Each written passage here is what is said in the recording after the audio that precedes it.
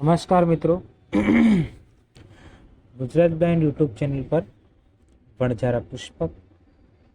તો કેમ છો? બધાએ મજામાં હશો? બરાબર. આજે આપણે વિયેના કોંગ્રેસની ચર્ચા ચાલી રહી છે, બરાબર, જેમાં આપણે વિયેના કોંગ્રેસ દ્વારા લેવાયેલા બે નિર્ણયો જોયા, બરાબર. એક તો ફ્રાન્સ અંગેની પુનઃ વ્યવસ્થા અને બીજું ફ્રાન્સની આસપાસ બળવાન પ્રદેશોની સ્થાપના. હવે ત્રીજો નિર્ણય વિયેના કોંગ્રેસમાં જે લેવાયો હતો એ હતો જર્મનીનું પુનઃસંગઠન. બરાબર. હવે વિયેના સંમેલનમાં જો સૌથી અગત્યનો અને ગંભીર મુદ્દો હોય તો એ હતો જર્મનીનું પુનઃસંગઠન. બરાબર. કેમ કે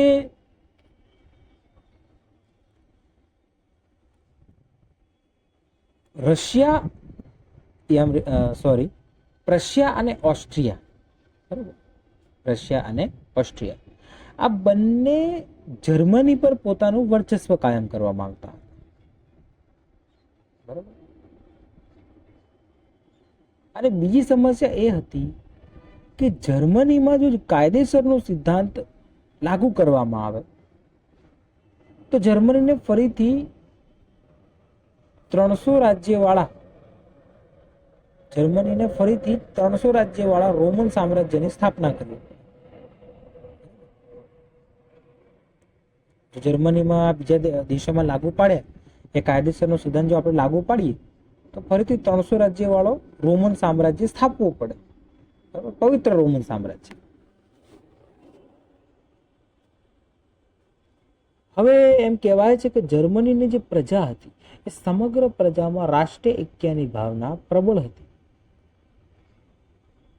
વિયેના સંમેલનમાં ઉપસ્થિત દરેક નેતાઓ અને ખાસ કરીને ઓસ્ટ્રિયાનો વડાપ્રધાન મેટરનિચ રાષ્ટ્રવાદથી ખૂબ જ ગભરાતો હતો અને એટલા માટે જ એમને 39 રાજ્યોવાળા જર્મનીના જે નાના મોટા રાજ્યો હતા, બરાબર, એ રાજ્યોને એકત્રિત કરી એમને 39 રાજ્યો સ્થાપ્યા અને આ 39 રાજ્યોના સંઘને જર્મની સંઘ એવું નામ આપ્યું. અને જર્મનીના અધ્યક્ષ તરીકે આ લોકોએ ઓસ્ટ્રિયાને જવાબદારી સોંપી. હવે તું આજથી જર્મનીનો અધ્યક્ષ. એટલે જે ઓસ્ટ્રિયાના વડાપ્રધાનને ખાસ એમ ડર લાગતો હતો એને જ આ લોકોએ અધ્યક્ષ પદ સોંપી દીધું. હવે જર્મનીનું પ્રમુખ પદ તારો એમ. સંમેલનમાં ઉપસ્થિત દરેક રાજ્યના નેતાઓ બે વચન આપ્યા. બરાબર. એક તો એકબીજાની સરહદોની રક્ષા કરવી અને બીજું ખાસ કરીને જર્મનીની રક્ષા કરવી. આ વચનો એમને એકબીજાને આપ્યા અને આમ થયું જર્મનીનું પુનઃ સંગઠન. બરાબર. હવે છે નંબર 4, ઇટાલીનું વિભાજન. હવે આ પણ જે હતી ને મિત્રો, આ પણ એક ગંભીર સમસ્યા હતી. બરાબર. જર્મનીના પુનઃ સંગઠન પછી બીજી ગંભીર સમસ્યા હોય તો એ હતી ઇટાલીનું વિભાજન. બરાબર. હવે મિત્રો નેપોલિયને જે વ્યવસ્થા કરી હતી, બરાબર, ઇટાલીને જીતીને નેપોલિયને જે વ્યવસ્થા કરી હતી એ સમગ્ર વ્યવસ્થાને વિયેના કોંગ્રેસ દ્વારા નષ્ટ કરવામાં આવે. શું કરવામાં આવ્યું? સમગ્ર જે વ્યવસ્થા હતી એને વિયેના કોંગ્રેસ દ્વારા નષ્ટ કરવામાં આવી. હવે ઇટાલીના જે પ્રદેશો છે એ પ્રદેશો જે ઇટાલી છે, જે ઇટાલી છે એને અલગ અલગ પ્રદેશોમાં વહેંચવામાં આવ્યા. જેમાં પહેલો હતો નેપલ્સ. બરાબર. પહેલો રાજ્ય કયો? નેપલ્સ, જે બોર્બોન વંશના રાજા ફર્ડિનાન્ડ 7માને સોંપવામાં આવ્યું. બરાબર.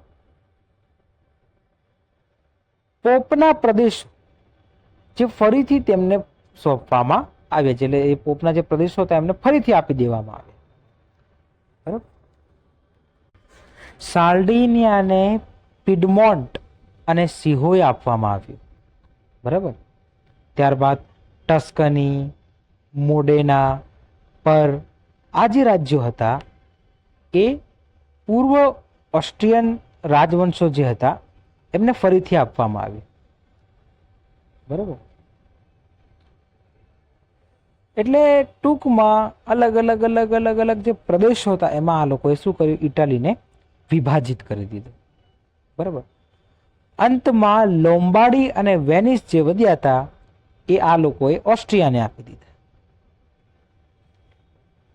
બરાબર. અને આમ આ લોકોએ શું કર્યું, ઇટાલીનું વિભાજન. બરાબર. મિત્રો, આજના વિડીયોમાં આટલું રાખીએ. બરાબર. આપણે કાલે 2 અને આજે 2 એમ ટોટલ 4 નિર્ણયોની ચર્ચા આપણે આ વિડીયોમાં કરી. બરાબર. કાલના વિડીયોમાં પણ 2. બરાબર. એટલે આમાં ટુકડે ભણશું તો મજા આવશે. ભલે સેમેસ્ટર 2 ટૂંકો હશે, તમે કહેતા હશો કે પરીક્ષા તારીખ જ્યારે થઈ ગઈ હું પણ આપણે પૂરું કરી દઈશું ચેપ્ટર. એની ચિંતા તમારે કરવાની નથી. આપણા ચેપ્ટર સફળતાપૂર્વક પૂરા થશે. બરાબર. અને તમે પરીક્ષા પણ સફળતાપૂર્વક આપી શકશો. બરાબર.